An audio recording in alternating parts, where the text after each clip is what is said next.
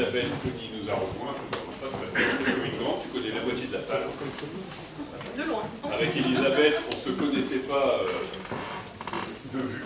Enfin, on se connaissait de vue, mais pas en réel. Et elle connaît la moitié de la salle. Elle arrive une dernière fois, la fin dans le week-end, et elle connaît la moitié du monde. Et en plus, on est quasiment du même village. Jamais dans le village où toi, tu es presque native. Ouais, voilà, on va dire. Donc voilà, donc une locale de l'État, alors que moi je suis une caisse rapportée du Nord. Donc voilà, bah, écoute, je te laisse la parole, on va écouter tout ça. Eh bien, merci à vous de me recevoir ici, dans cet endroit merveilleux. Effectivement, je suis chez moi, mon père est né à Turin. Chez moi ici. La politique agricole commune, c'est pour ça. Exactement, exactement. Alors, je vais vous parler de... Je vais faire un benchmark, ma société s'appelle Madame Benchmark, donc je fais des titres assez faciles, sur les plans d'action commerciale des 100 premières enseignes en France qui sont mon périmètre d'études. Donc Madame Benchmark, c'est une société que j'ai fondée il y a 3 ans, qui est basée sur mon expertise en promotion des ventes, donc je fais des cours auprès des professionnels et des étudiants. Et les compétences de l'entreprise, c'est autour de la communication des enseignes, donc beaucoup de plans d'action commerciale et de plus en plus de prise de parole RSE. On va voir ces deux aspects-là. Parfois contradictoires, parfois qui marchent ensemble. Donc la mission de l'entreprise, je ne sais pas où mettre pour que tout le monde voit. Tout le monde voit bien. Et ça va, je n'ai pas besoin de micro. Normalement, ça va. Je vais essayer de parler fort. Donc la mission de l'entreprise, c'est de libérer les enseignes de la surveillance de la communication de leur concurrence. Donc l'idée, c'est bien de collecter toutes les données pour pouvoir refaire en fait les packs de chacun des acteurs et des circuits. Sur les 100 premières enseignes, c'est basé sur le classement LSA.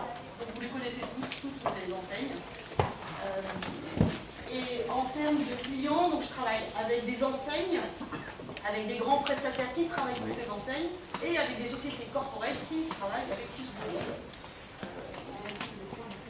Ici. Donc derrière Madame Benchmark, le nom m'aide beaucoup. Effectivement, moi c'est très facile de faire mon storytelling parce que ma famille est depuis 100 ans dans le commerce. Donc voilà, donc ça, les établissements connus, c'était à Saint-Martin. Ça, c'était juste à Saint-Martin. C'était ce qu'on aurait appelé une jardinerie. Et c'est une jardinerie qui est passée sous enseigne Galvert, qui est ici à Turin. Ça, c'est l'épicerie de mes grands-parents à Grenoble. C'est le magasin grand magasin de vêtements de ma tante à Vichy. Et du coup, voilà, j'ai fait une école de commerce, hein, je n'ai pas été très originale, et puis je suis passée par pas mal d'acteurs, avec une grosse spécialisée sur le marketing opérationnel, la promo, etc. Et voilà, j'ai lancé Madame Benchmark il y a 3 ans.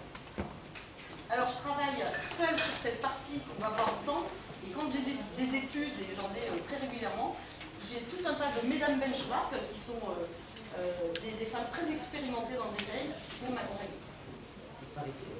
Ouais, une parité incroyable. Il y a quand même beaucoup de boîtes où c'est quand même un peu raté. Moi je fais du 100%. Et comme ça, voilà, je participe un peu.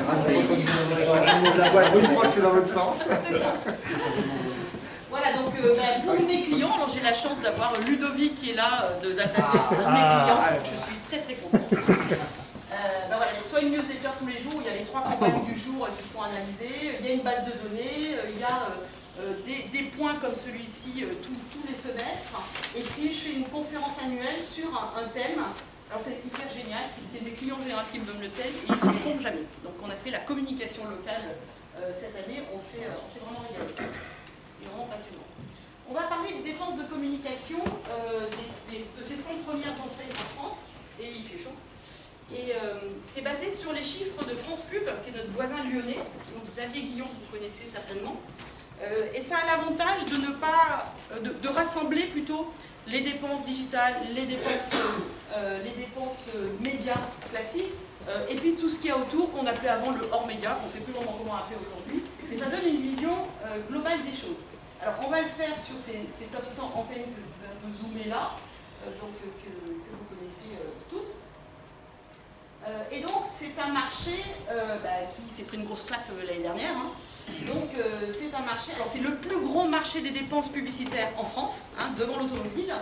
Et c'est un marché qui est passé de 9,2 milliards à 6,9 milliards. Donc très clair, moins 25%. Alors au global, tout circuit, c'est moins 30%. La distribution a fait moins 25%. Et ce marché, il est très spécial en cela que le premier support de communication de la grande distribution reste encore en 2020 le catalogue promotionnel en boîte aux lettres. Donc ces bâtons, là, même s'ils baissent beaucoup en 2020, et on sait pourquoi, c'est, en gros, pour résumer, c'est le total du chiffre d'affaires d'Adrexo et de Mediapost. Donc c'est vraiment les dépenses de la diffusion en boîte aux lettres. Après, vous avez la promotion, c'est un peu une catégorie surtout, vous avez la PLV, les jeux, les animations, une partie de la générosité. Ensuite, vous avez les courriers adressés. Alors, on ne voit pas forcément que ce marché est aussi gros que ça, les courriers adressés en grande distribution, mais dans certains secteurs, je ne sais pas s'il y a des gens, par exemple, de l'optique fait énormément de courriers adressés. Vous avez la beauté, ne fait pas d'imprimés sans adresse, mais fait énormément, vous voyez, les Sephora, les Marionneau, etc. Et c'est quand même un support assez cher, parce qu'il y a la taxe du timbre, donc c'est quand même un support qui est plus valorisé par ce qu'il coûte à l'unité que par son volume. Ensuite, on a autre marketing direct, donc ça va vous parler, il y a des gens du bricolage ici, c'est tout ce qui est catalogue, mais en magasin, tout ce qui est documentation que vous diffusez en magasin. Donc voilà, c'est à la fois tous les catalogues de Leclerc qui ne sont pas diffusés en boîte aux lettres, mais c'est aussi les guides de cuisine de Darty ou de Leroy Merlin en magasin, les gros pavés. Chez Maison du Monde, le samedi matin, si vous y allez avant l'ouverture, il y a une palette, hein, c'est leur gros guide là, c'est assez impressionnant. Donc c'est une grosse dépense. Ensuite, on a Internet Média Propriétaire. Alors France Pub appelle, alors Internet, il y a plusieurs choses. Il y a Internet Média Propriétaire, vous avez du search là, et après vous avez du display. Au fur et à mesure des années, ils segmentent un peu pour qu'on comprenne. Dans Internet propriétaire, c'est ce que les enseignes dépensent pour leur propre support. Alors ça ne veut pas dire qu'ils le dépensent en direct, mais ça peut être avec des agences, mais ça va être je fais mon appli, je fais mon site, je fais mon wallet, je fais etc. Du brand content, etc. Tandis que là, on va être dans du search, je cherche un peu mal ces boutons, du search ou du display, on est là vraiment dans l'internet de la régie. On va acheter du Google, du Facebook et d'autres displays. Et puis voilà, on a souvent l'impression que les médias c'est très important, parce que c'est, voilà, quand on voit une enseigne qui a la télé, c'est très important. Mais en fait, sur le total du marché des 100 premières enseignes, tout le monde n'a pas accès à la télé, tout le monde ne dépense pas des masses, c'est quand même, voilà. Et du coup, télé, radio, presse, et après on retrouve l'affichage quelque part, le cinéma, ici, sont bien plus bas que ça. Donc, on a toujours tendance à penser que le média digital qui progresse énormément chaque année est devenu un peu leader, mais la réalité c'est que c'est encore, et c'est ce que je vous dis là, j'arrête pas de faire des conneries, voilà, je me concentre. Non, ça ne doit pas ce sens. Voilà, c'est ce que je vous disais là, c'est que c'est un marché qui reste traditionnel au sens où c'est, grosso modo, on peut dire que c'est la promotion sur des supports physiques encore. Et là où on entend souvent, on vient de l'entendre, Facebook, on a beaucoup parlé, le digital vient de dépasser les médias, c'est qu'en fait, ils ne comptent pas ça. Eux, ils commencent là. Donc effectivement, Internet a énormément progressé avec une accélération l'année dernière, dépasse aujourd'hui le digital. Mais au global, on reste quand même encore sur des supports physiques qui baissent et qui vont continuer à baisser. Hein, le contexte ne leur est pas très favorable, mais le marché il reste encore comme ça. Donc si vous avez, et il y a des enseignes qui dépensent 50% de leur budget ou 70% de leur budget en catalogue, aujourd'hui, papier, c'est pas une anomalie du marché. Ça reste... Sachant que tu as un impact peut-être en 2020 sur l'arrêt de la distribution. Bien sûr, c'est exactement ce qu'on... Voilà, merci pour la transition. Je t'en prie. J'ai un client qui me soutient. Par rapport à cette moyenne de 25%, effectivement, sur les gros postes qu'on a vus, le catalogue, il est à moins 31, parce qu'il y a eu 10 semaines d'arrêt de diffusion. Et puis, la promotion et les courriers adressés sont un peu dans la moyenne. Après, il y a aussi... vous voyez, il y a aussi des investissements digitaux qui ont fortement baissé, parce que dans les magasins qui ont fermé, il y a un truc qui est facile quand on fait du digital, c'est qu'en général, on a la main sur l'outil qui permet de dire stop, j'arrête mes campagnes tout de suite de display, alors que quand on est en télé, il y en a qui ont ramé pour arrêter, annuler des campagnes, parce que les contrats de la télé sont assez bien faits. Juste RT, ça signifie quoi? C'est les relations publiques. Donc c'est toute la partie, voilà, on appellerait plutôt relations médias aujourd'hui. Notamment, aussi aujourd'hui, il n'y a pas que des journalistes, il y a aussi beaucoup des influenceurs et tout ça.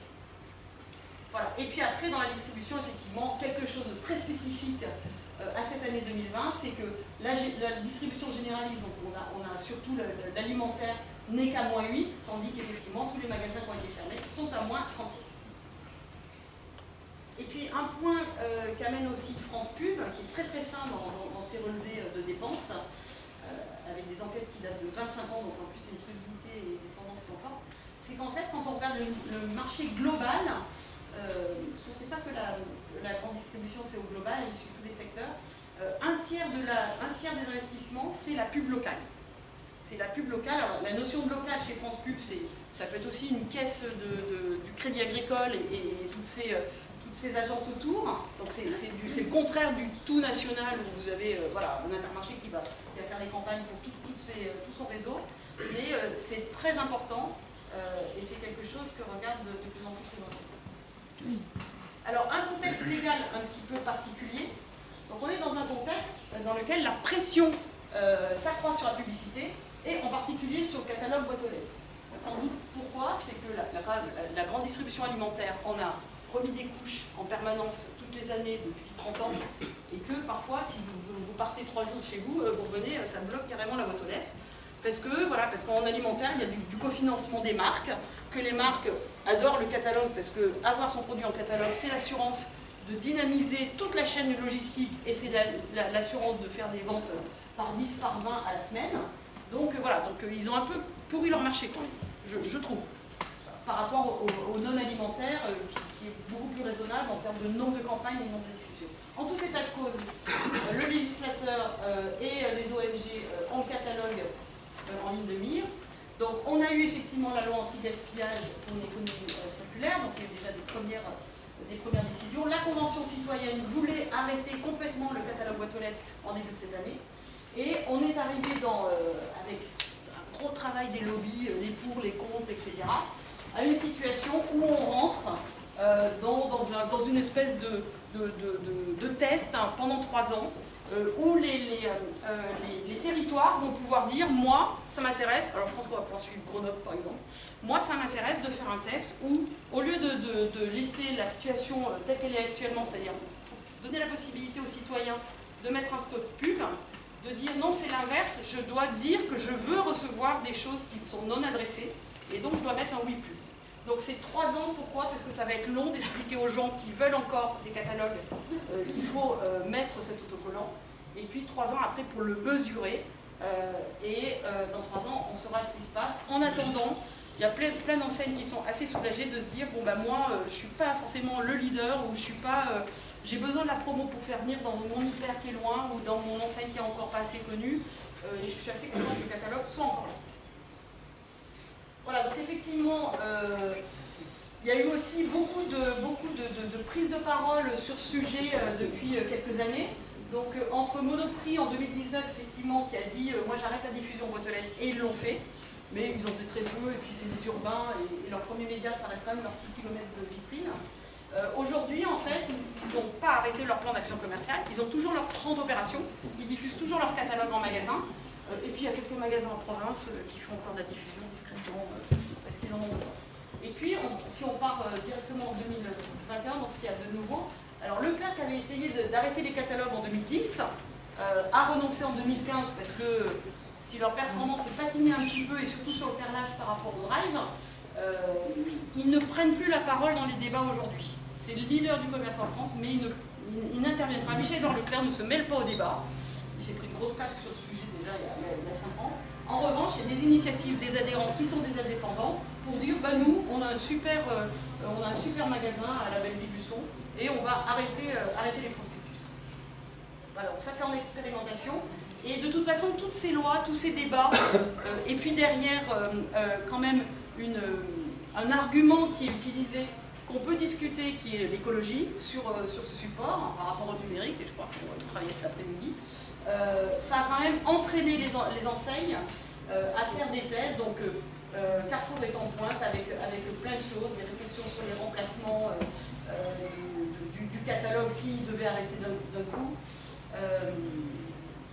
Auchan avait arrêté l'année dernière, après la fin au déconfinement.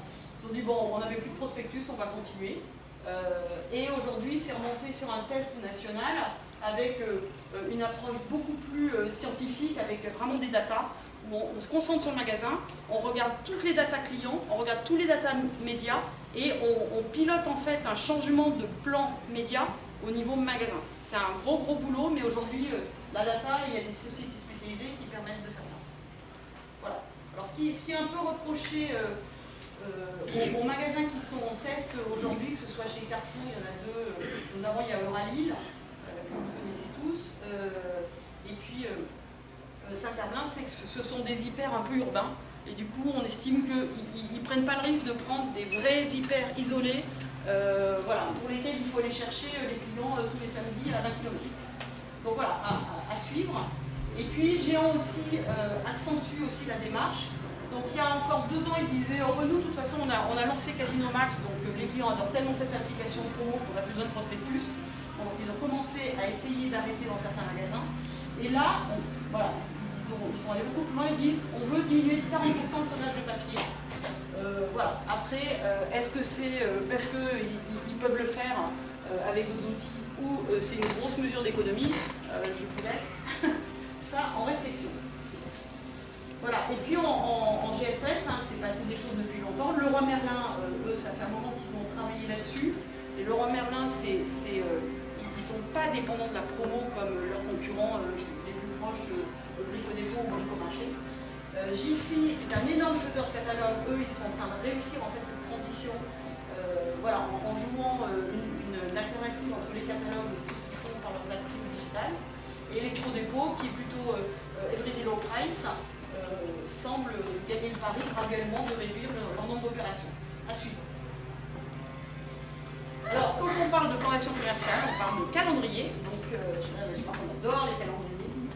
Donc le calendrier, alors ça c'est le calendrier, ce que j'appelle des temps forts, donc c'est à la fois les temps forts de l'alimentaire, mais dont beaucoup sont répercutés en non-alimentaire.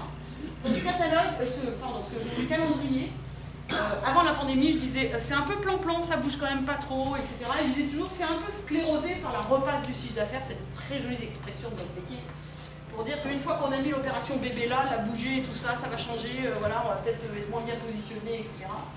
Et donc ça bougeait pas trop, et alors ça c'est tous les temps faibles, hein, si on peut dire, qui complètent tout ça. Mais surtout je disais, finalement, les dernières nouvelles opérations, elles viennent soit de l'étranger, soit du e-commerce. Donc c'est le Black Friday qui est arrivé il y a plus de 10 ans, c'est les French Days qui sont arrivés depuis 2018, c'est le Prime Day. Alors Prime Day c'est la seule opération que je mets, qui n'est pas transversale, mais elle est tellement importante, elle a fini hier, on attend les chiffres. C'est les 2 jours d'opération exceptionnelle d'Amazon qui font du mal à tout le monde, et le Single Day qui vient d'Alibaba, et on va voir les chiffres. Bon, alors 2020, au début de 2020, je disais « Oh, c'est plan-plan les mecs, vous pourriez faire un petit peu d'animation sur ce truc, on fait toujours les mêmes choses, toujours les mêmes marronniers. » Bon, alors après, il y a eu la pandémie qui est arrivée, donc ça a été le gros bazar, et tout a été repoussé, annulé, etc. Et du coup, on s'est retrouvé en septembre-octobre avec des opérations foot de l'Euro 2020 qui avait été annulé en juin, ça a été très compliqué, et on s'est dit en 2020 tout va rentrer dans la normale, il n'y a pas de souci, ça va être cool et tout ça. Voilà, on a commencé à décaler les soldes, donc là je vais finir une étude sur l'analyse des 3 dernières années de soldes d'hiver, c'est la catastrophe, on compare des 4 semaines, des 6 semaines, des décalages et tout ça, c'est très très compliqué. Décalage des French Days, les soldes on les a encore repoussés, etc. Et puis le Prime Day, qui était l'événement Amazon qui est arrivé normalement mi-juillet, vient de passer voilà, vient de finir hier. Et les événements sportifs, on s'est posé beaucoup la question, finalement on est tellement venus, donc l'Euro c'est en cours. Les JO, je pense que c'est pas passé loin de l'annulation, tellement il y a des problèmes encore dans ce pays, mais voilà, ça va avoir lieu, et la fin d'année, ben, on verra. Voilà, donc après, quand on parle des packs, on parle des promotions, et force est de constater qu'on est quand même dans un flux assez permanent de promotions. Alors il y a des secteurs qui sont plus en pointe que les autres, là j'ai vu le textile. Donc par exemple, là, si on regarde le temps fort un peu de l'hiver dernier, en fait, avant les soldes, on est en vente privée, et là on était en vente privée dès le 21 décembre, donc avant Noël. Donc ça c'est un relevé du 21 décembre à la Part-Dieu. Donc c'était absolument énorme tout ce qu'il y avait. pareil, voilà, hors textile. Pendant les soldes, on fait des promotions, hein, parce que ça anime un peu. Donc très fort chez un Darty ou un Auchan, hein, sur une catégorie comparable. Avant la fin des soldes, il faut qu'on valorise la nouvelle collection. Parce que les soldes, on n'est plus là pour gagner de l'argent, on est là pour se débarrasser le moins mal possible des stocks et de passer à autre chose pour faire de la valeur. Et du coup, voilà, avant les soldes, on a déjà un prix d'arrêt chez Intersport, on donne des bons d'achat pour revenir, pendant les soldes, on donne des bons d'achat pour revenir pour la nouvelle collection chez Camailleux. On fait aussi des prix barrés à la halle. Voilà. Et sans oublier, tout ce qui est un peu invisible dans le marché, c'est tout ce qui sont les boosters, qui soient sur du bon sortie de caisse, qui soit par email, qui soit sur les notifications wallet, etc., pour faire venir les fidèles et qui jouent sur la générosité qu'on donne. Alors ça, c'était la GSS. En GSA, on est dans un contexte qui est un petit peu particulier, avec les EGA, donc cette loi qui a obligé à réduire en fait les promesses de remise à 34%. Donc du coup, voilà, toute l'année, on a des moins 34, moins 34, moins 34. C'est pas très original. Et puis, comme on est bloqué à moins 34 là, et dès qu'on n'est plus dans des produits qui sont soumis à cette loi, on y va et on fait du moins 70, du moins 70, du moins 80, etc. Donc voilà, donc les choses sont assez cadrées. C'est-à-dire que la grande distribution, on essaye toujours de la brider avec des lois qui sont censées protéger les petits contre les méchants grands. Mais la grande distribution se débrouille toujours pour faire ce qu'elle veut et ce qu'elle a envie de faire pour ses clients. Voilà, alors après, en ce début d'année, sur l'alimentaire, je me suis dit, je me trompe d'année, c'est pas possible. Voilà, il y a des choses qui se sont complètement refaites. Alors, à la fois, le benchmark, c'est assez modeste, hein, ça donne pas de chiffres, mais on compare les choses, donc on se dit, c'est sans doute des opérations qui ont bien marché, et le super pouvoir d'achat marche très très bien. Mais c'est aussi que je pense que, voilà, on essayait de s'appuyer sur des choses qui ont bien marché, qui étaient solides, etc. Un peu de confort dans ces plans d'action commerciale qui ont été tellement bouleversés. Et puis, voilà, donc ils n'ont peut-être pas pris beaucoup de risques, et il n'y a que Super U qui a changé sa chartographie, il en avait besoin, donc c'est plus moderne, plus gai, et c'est pas mal. Ce que je pense aussi, c'est que les enseignes alimentaires, en tout cas, après cette année qui était très bouleversante, ont beaucoup de choses à faire sur le digital. Donc l'année dernière, il y a quand même eu plus de 350 drives ouverts, donc il faut quand même visser les boulons et faire en sorte que ça marche bien au niveau logistique. C'est pas tout à fait ce qui nous a montré le circuit l'année dernière, qui avait une capacité de résistance qui était quand même un peu réduite.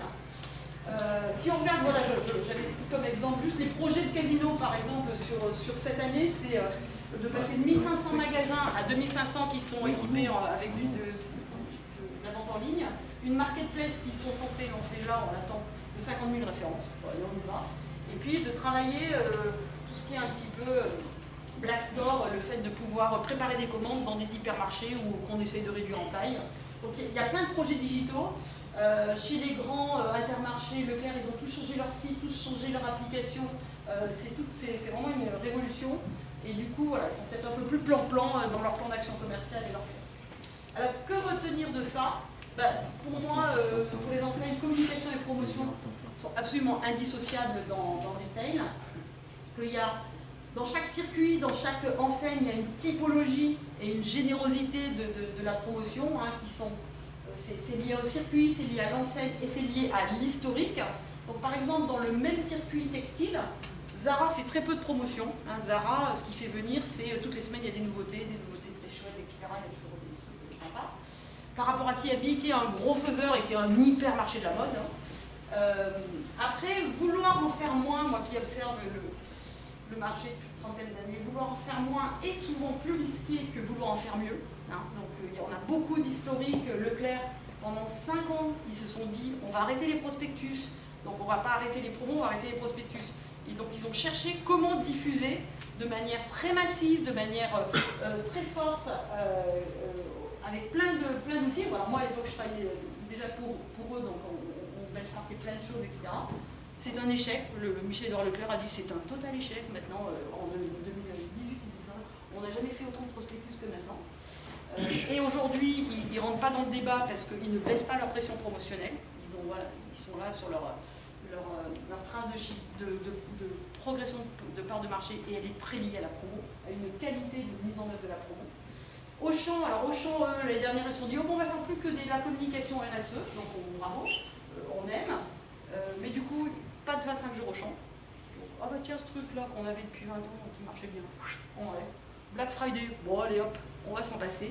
Une catastrophe, et donc là, en 2021, je confirme, machine arrière. Voilà, alors quant à Intermarché, Intermarché, vous avez vu les performances d'Intermarché, ah bah on va faire plus de 20% de promo au premier trimestre. Donc voilà, on est un petit vendeur de promo, hein, c'est un métier vendre la promo quand on est de surface alimentaire. Donc on va alterner encore plus les opérations de prix et les thématiques pour animer l'année. Donc on n'est pas dans une baisse, on n'est pas dans une réduction, on n'est pas dans un retour. La guerre des prix va continuer, on augmente en plus encore toujours plus de mètres carrés, donc la guerre est vraiment extrêmement agressive. Voilà. Donc retenir tout ça, et alors, pour faire le lien avec Intermarché, la promotion doit être pensée à un niveau stratégique. Chez Intermarché, la promotion, c'est dans les hautes sphères. C'est vraiment dans les hautes sphères. Et c'est avec des gens qui ont des super outils. Et voilà, donc c'est vraiment extrêmement intéressant de voir qu'il y a quand même un lien entre l'investissement et le niveau qu'ils y mettent et les résultats. Et moi, je dis que si on ne fait pas travailler les mêmes équipes sur la marque et sur la promotion, je ne comprends pas qu'on fasse du retail. C'est-à-dire que dans des très grandes entreprises, il y a des directeurs de la marque ou directeurs de l'enseigne qui ne touchent pas à la promo parce que Berck, la promo c'est moche et tout ça, ça va abîmer ma marque, etc. Mais dans le retail, c'est quand même le moteur hyper important. Alors, il ne s'agit pas de faire n'importe quoi, mais il s'agit vraiment d'allier les deux choses. Donc, je dirais aussi, en évitant, ça c'est assez fatigant, sans opposition stérile, communication on et off, que vous avez peut-être connu dans vos entreprises. En tout cas, moi, chez mes clients, je le vois souvent. Je fais des présentations sur les packs, j'ai parfois personne de digital. Et je me dis, mais ces gens, ils sont là pour pousser les promos, pousser le pack. Bon, c'est curieux. Voilà, donc les questions, c'est de se dire comment articuler communication de marque et communication pour le trafic. Ça, une grosse question qui peut occuper tous les jours de l'année. Quels sont les marqueurs promotionnels du circuit? Bien comprendre qu'est-ce qui fonctionne, qu'est-ce qui fait part des gènes promotionnels du circuit. Les niveaux de générosité, et puis l'éligibilité des produits, ça c'est quand même essentiel. Faire de la promo, c'est un grand message, mais qu'est-ce qu'on met dans le panier? Comment ordonnancer justement les opérations pour ne pas se faire dépasser par la concurrence? Ça m'arrive souvent chez mes clients de dire, bah oui, votre opération, elle est bien sur plein d'aspects, mais elle ne démarre pas quand elle doit démarrer, quoi. Alors, un peu comme les marques le font depuis hyper longtemps quand on travaille avec des Mondelez ou des Procter, il faut vraiment avoir un catégorie management promotionnel, et à partir d'une certaine taille d'enseigne, je trouve qu'il est important d'avoir des gens qui ne font du catégorie management qu'avec une vision promotionnelle. Parce que c'est tellement compliqué à analyser la promo, qu'est-ce qui a marché, qu'est-ce qui n'a pas marché, et ils faisaient quoi les concurrents pendant ce temps, et est-ce qu'ils n'avaient pas bougé leur opération d'un jour, etc. Avoir des spécialistes, c'est vraiment un vrai atout. Et puis mesurer le ROI, alors ça c'est sympa de la part de l'équipe, mais pas forcément possible. Mesurer le ROI et l'impact global sur la préférence à la marque enseigne avec des outils comparables, ce qui est très difficile. On n'a souvent pas d'outils pour se dire finalement entre ce que j'ai fait en com corporate et en promo, etc., qu'est-ce que ça a donné au global sur tous les KPI de ma marque. Je reviens à mon étude que j'ai faite sur le temps fort des soldes, où on analyse des chiffres de IRI et de Kantar, et puis au bout de 15 jours, mon client dit « Je suis désolé, mais la semaine 1 chez IRI, c'est la semaine 2 chez Kantar ». Et là, on me dit ça peut arriver de faire quand même des grosses coteries d'analyse sur des datas avec des panélistes comme ça, quand on va en avoir plusieurs. Alors, là, je crois que je parle trop. Il est Olivier. Il est là. Et combien de temps il me reste? On va dire 10 minutes. Après, il y aura les questions. 10 minutes. Alors, il faut que j'accélère. Je vais vous montrer les grandes actions de portefeuille. Bah, tiens, je me punis, je suis allée trop doucement, je vous donnerai les slides. Je vous donnerai toutes ces slides, comme ça, vous pourrez les regarder. On est sur les grandes opérations transversales, en essayant de regarder les évolutions. Donc, le Black Friday s'est pris une claque l'année dernière. Je suis sur les 100 premières enseignes en France, il n'y a que 60% qui ont participé. Avec ce contexte légal où le Black Friday ne doit pas faire croire que ce sont des soldes, des enseignes qui décrochent pour faire des opérations plus solidaires, plus RSE, etc. Et d'autres qui ne peuvent pas s'en passer et qui vont un peu le compenser. Alors, il y avait 15 grandes enseignes qui ont proposé une alternative au Black Friday l'année dernière. Voilà l'opération de Kiali. Les 15, vous les retrouvez dans un article qui a été publié, je vais donner l'information à LSA, si vous voulez voulez les regarder. Et puis, quand je dis compenser, le Black Friday, ça va être par exemple l'exemple de Carrefour. Ils font leur catalogue Black Friday hyper, super. Ils ont fait 2 opérations, un peu de compensation solidaire, voilà, où ils donnaient de l'abondement en fait dans des bons d'achat pour quand on revend en fait, c'est pour Carrefour Occasion un iPhone, etc. Ils donnaient 10 € de bon d'achat en plus, voilà, pour inciter les gens à sortir leur vieux téléphone de leur placard. Et puis, il y avait la collecte de la banque alimentaire, et donc ils faisaient un abondement, ils disaient si vous mettez une boîte de conserve marque Carrefour dans le caddie de la banque alimentaire, moi j'en donne un deuxième. C'est une forme de compensation. Les French Day, qui est une opération qui est tout à fait dans les tendances des consommateurs aujourd'hui, puisque l'idée c'est de mettre la lumière sur tout ce qui est conçu, voire totalement fabriqué en France. S'installe doucement, alors c'est plus récent que le Black Friday, mais c'est pris 2 claques sur la première édition printemps parce que ça a été repoussé, les magasins réouvrés, donc ils n'avaient pas forcément envie de faire le Black Friday, mais et pas trop mauvais sur le deuxième trimestre. Donc à suivre. Et puis quand cette année ça a été repoussé, on se rend compte que les enseignes avaient déjà prévu des opérations pendant les French Day, ils ont maintenu, donc ça veut dire qu'il y a quand même une repasse de chiffre d'affaires sur les French Days. Le Single Days, qui est la version non chinoise du Single Days d'Alibaba, commençait à s'installer en fait depuis 2019, et là c'est pris aussi une claque, etc. Et là je suis pas du tout positive là-dessus, je me dis que peut-être qu'il n'y a pas beaucoup d'enseignes qui vont intégrer cette opération, parce qu'elle est quand même liée voilà, tout ce qui est l'image de la Chine, la surconsommation, le gaspillage, etc. Donc voilà, à suivre, mais mon pari c'est que ça ne va pas trop se développer. Et puis après, il y a des grosses opérations qui sont importantes. Pourquoi je parle de ces opérations? Alors vous voyez, quand vous allez chez Leclerc, vous avez des petits leaflets avec des petits autocollants que vous devez coller à la main, etc. Ça colle les doigts, c'est pas pratique, mais les gens adorent ça. Il y a des opérations dans lesquelles Leclerc a pu investir 30 millions d'euros, quand même, petite opération. C'est pour ça que j'en parle. Donc c'est des opérations de type éphémère qui sont presque en concurrence avec les programmes de fil et qui, sur quelques mois, fidélisent énormément les gens qui vont vouloir s'offrir un produit de marque en collectionnant les petites vignettes, donc en étant fidèle à une enseigne un peu plus sur 3 mois que les autres enseignes. Donc c'est quelque chose qui est extrêmement important. Tout ce qui est jeux, grands jeux, etc. a subi un ralentissement l'année dernière, mais c'est revenu au même niveau que précédemment. Donc on retrouve aux mêmes périodes les grands jeux avec les bornes, etc. Tout à fait lié au pouvoir d'achat. Tu viens une fois, tu achètes 30 €, je te donne un ticket, tu vas le jouer à la borne, tu vas gagner 1 € très souvent, ou alors 50 € ou 100 €. Donc ça continue. Et je dirais qu'il y a même une espèce de diffusion, puisqu'on trouve ces grandes opérations standardisées de l'alimentaire qui peuvent s'installer dans des autres circuits. Et une voiture aussi. Comment? J'ai fait faire un jeu pour des lignes de Ah bah alors, ils sont super forts. Pour un étudiant. Ouais. Voiture floquée. Ah oui, alors, par contre, comme ça, la pub, elle repartait. Ouais, alors, mais non, ils sont super forts. Génial. Ils sont super ils sont exceptionnels. Et ils font ça très souvent en même temps que les soldes. Ils font des grands jeux en même temps que les soldes. Ils sont vraiment très forts.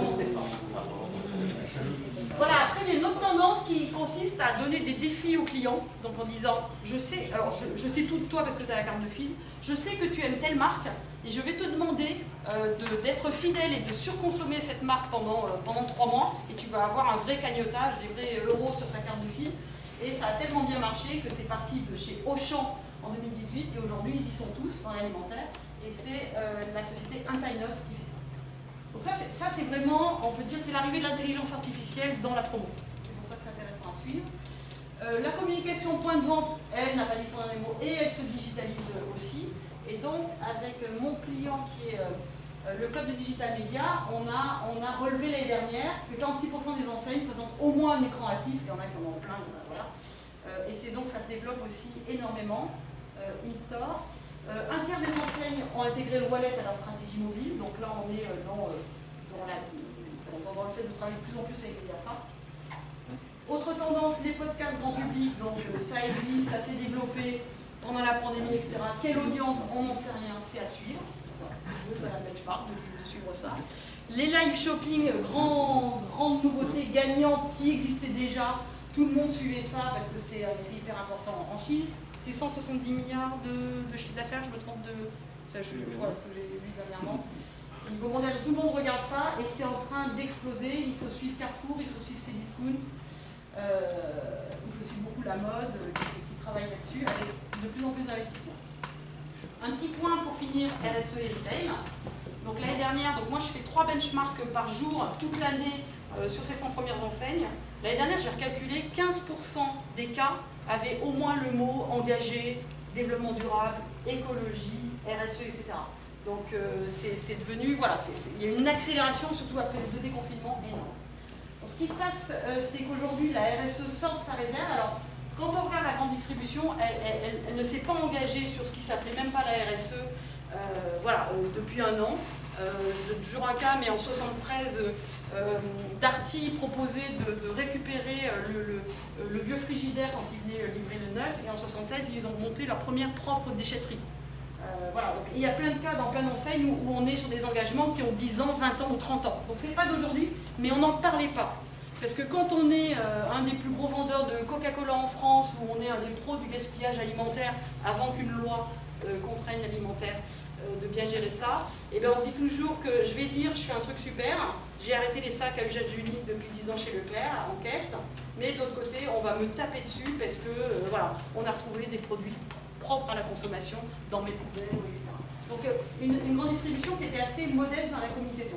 Aujourd'hui, et sous l'effet de la pandémie, ça a changé parce que les demandes des consommateurs sont beaucoup plus fortes, il y a une attente très très forte, et du coup on glisse où? On glisse dans un terrain concurrentiel. Aujourd'hui sur le site de Leclerc, alors il l'avait déjà dit en conférence, mais il dit voilà, nous c'est devenir leader du développement durable. On est leader du commerce en France, bon, on s'aligne. Voilà.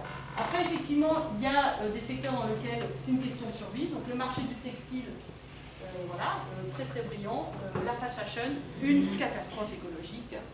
Ne regardez pas ce reportage si vous voulez dormir la nuit suivante.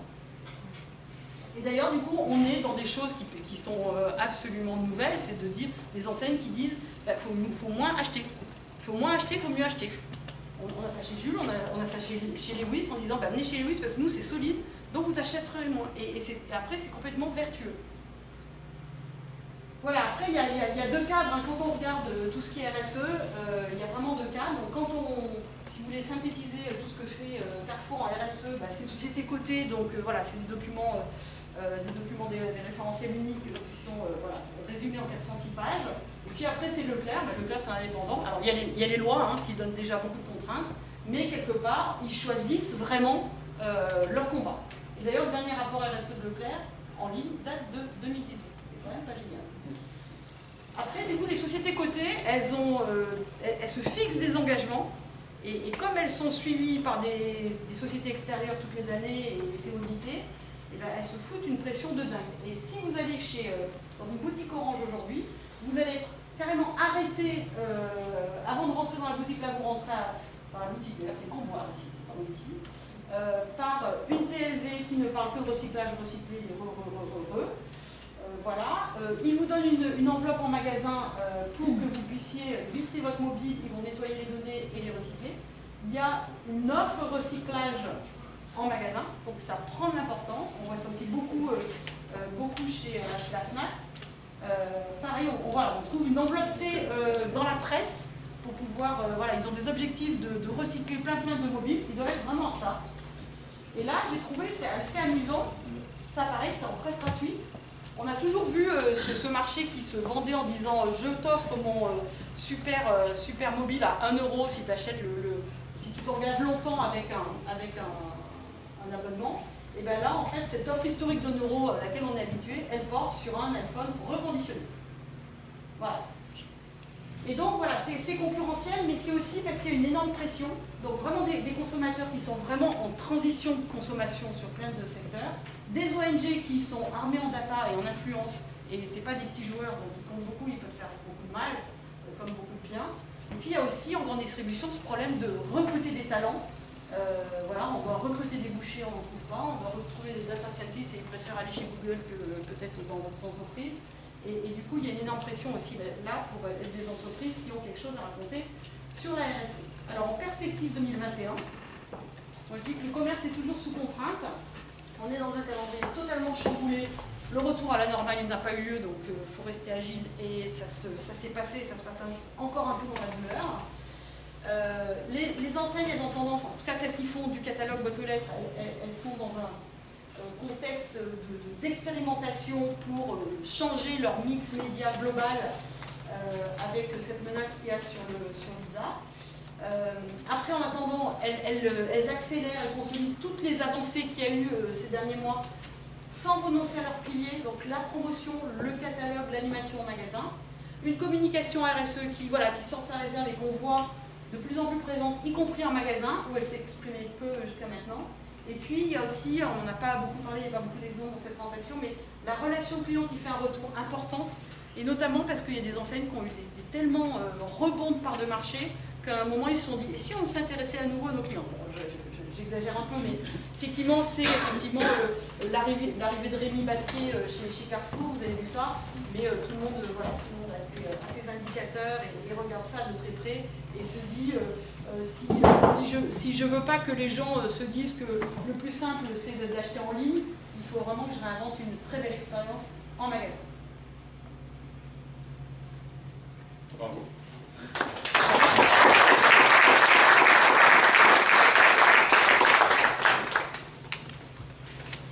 On va passer au stade des questions, s'il y en a dans la salle.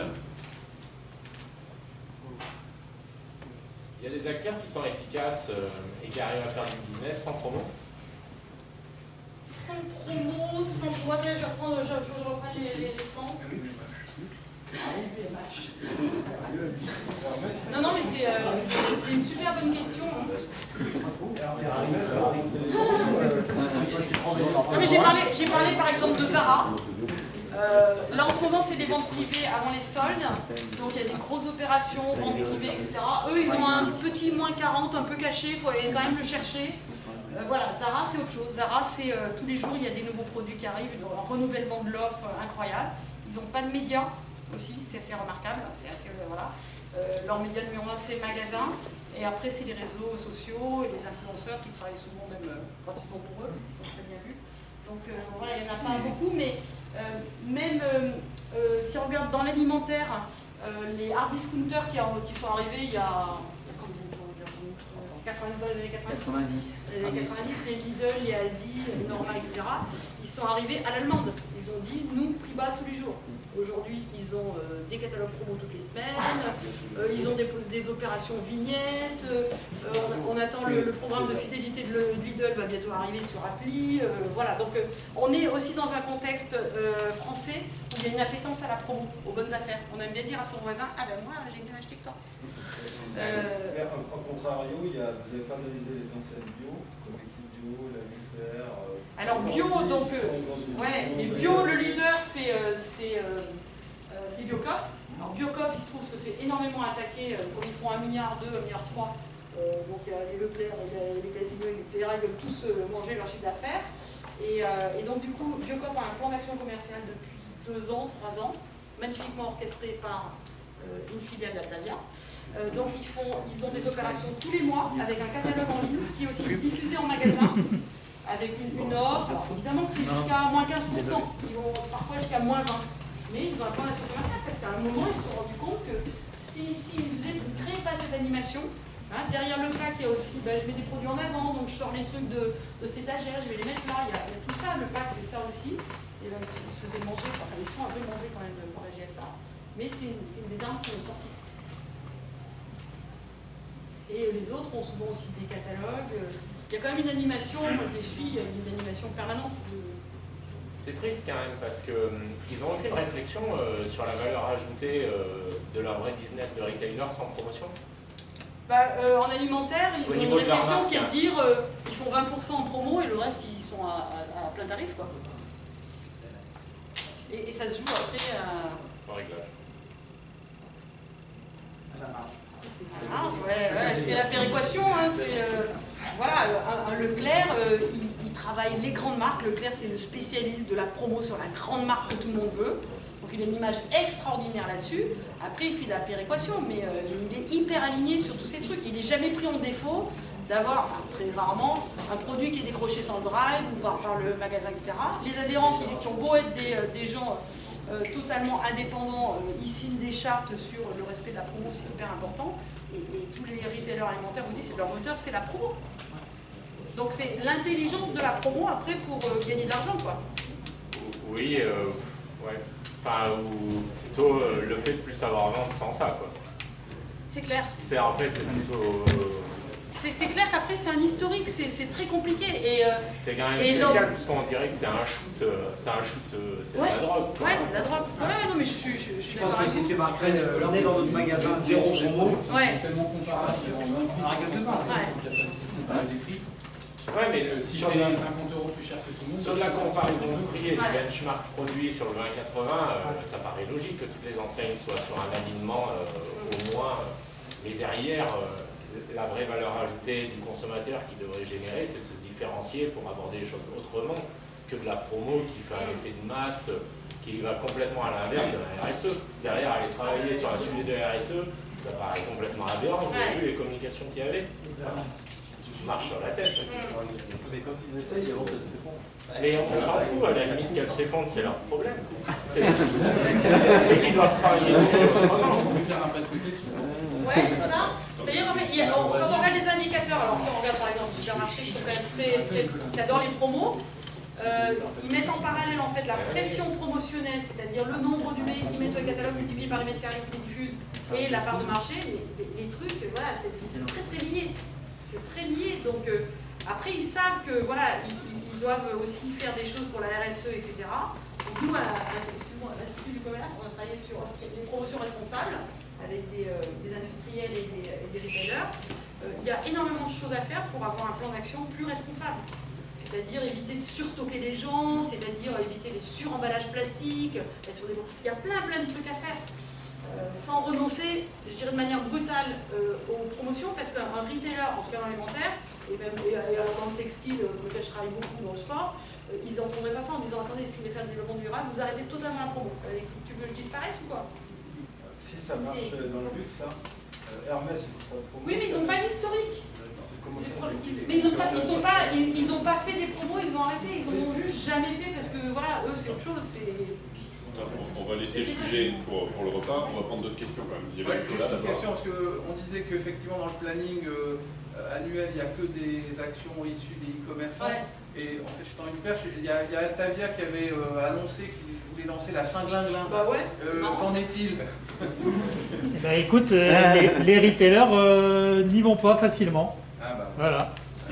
Alors ça pourrait être une action retailer, nouvelle, un moment avec fort. un côté un peu local. Ouais, nous on adore, mais. Ouais. Eric, En embarquant les centres-villes, c'était ça l'idée aussi. Ouais. Eric peut-être, ils sont pas mariés. saisonnalité, parce que j'avais entendu finalement, peut-être pas pour les enseignes de référence, mais le Q4 représentait de plus en plus par important du chiffre d'affaires, jusqu'à 50% sur certaines enseignes. Parce que du coup, l'accumulation des événements, la Friday, ce genre de promotionnel fait que tout se concentre finalement en fin d'année et en début d'année. Quelle est la perception sur l'aspect saisonnalité? C'est effectivement. On va en parler, hein. Toi, t'es dans le jouet, donc. Effectivement, dans le jouet, je pense qu'on a observé avec l'émergence du Black Friday, c'est qu'il y a eu un ralentissement des ventes avant Black Friday, année après année, une accélération sur Black Friday et après, vraiment, le lancement de la saison. Effectivement, alors c'est vrai que depuis des années, on est sur le marché des jeux, les gens achètent de plus en plus tard, alors que le catalogue sort en octobre. Et là, avec le Black Friday, c'est encore plus décalé. Alors, je crois que c'est l'année dernière, il y avait une semaine de plus, une semaine de décalage par rapport à l'année d'avant, qui a encore plus décalé tout ça. Donc, effectivement, ça fait l'approvisionnement de trafic en magasin, ça commence à devenir compliqué. Par contre, ce qu'il y a noté, c'est que sur le Black Friday, on vend même sans forcément faire promotion. C'est-à-dire que le constat que j'ai fait, alors moi je l'ai à la fois fait des jouets et à la fois fait des maxi-toys, c'est que sans forcément faire de grosses promotions, c'est un moment de consommation. Et quelque part, tu en profites même si tu ne fais pas de promotion. Nous, on avait plutôt tendance à, et je pense que c'est aussi ce qu'on fait dans certains enseignes, c'est plutôt à réduire la voilure sur le Black Friday. Donc de toute façon, dans les magasins, sur le site web, ça va décaler. C'est pas forcément bien que ça ait une promotion.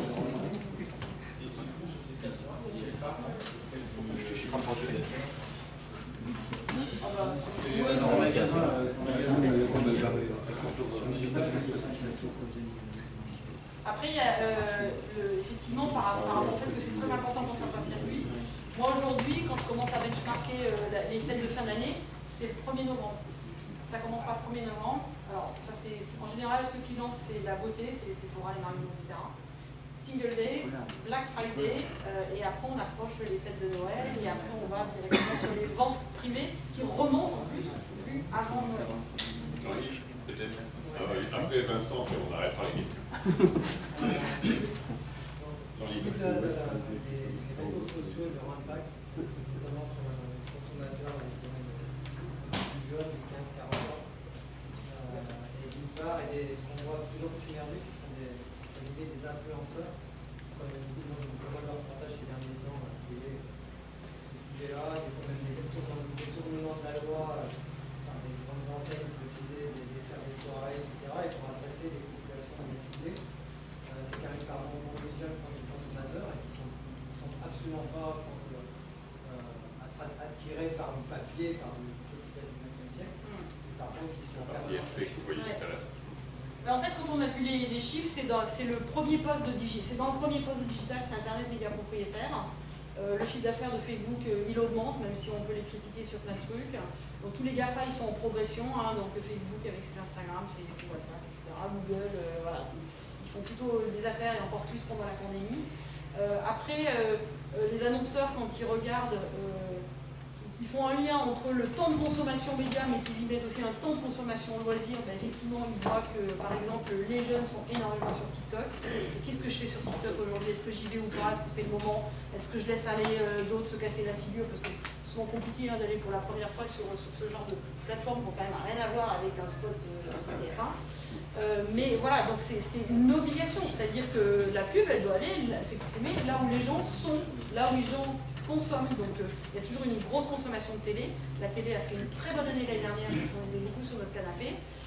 Mais après, quand on regarde avec une loupe et si on s'adresse, voilà, si on est l'enseigne de textile, donc lui Jennifer, qui est leader sur les ados, bah, eux, c'est TikTok, quoi. Voilà. Alors ils rentrent en télé, là, ça c'est marrant d'ailleurs, parce que la télé est devenue un peu plus accessible. Voilà, ils accompagnent un grand réseau quand même, mais eux, ils ne peuvent pas se passer des influenceurs et des réseaux sociaux. Voilà, toutes les enseignes sont sur les réseaux sociaux. Ça a commencé de manière un petit peu parfois artisanale, c'est-à-dire qu'il y a un mec qui était un peu libre dans sa région, qui dit tiens, je vous ouvre la page pour mon magasin. Et il a commencé à prendre, etc. Aujourd'hui, c'est extrêmement cadré, même s'il y a une communication, vous connaissez très bien Super U avec Virginie, où les magasins U ont tous une page qui est super bien gérée, qui est très dynamique, etc., ce qui va permettre d'être les premiers en engagement en 2020, plus une page pour l'enseigne qui s'appelle U, les commerçants, etc.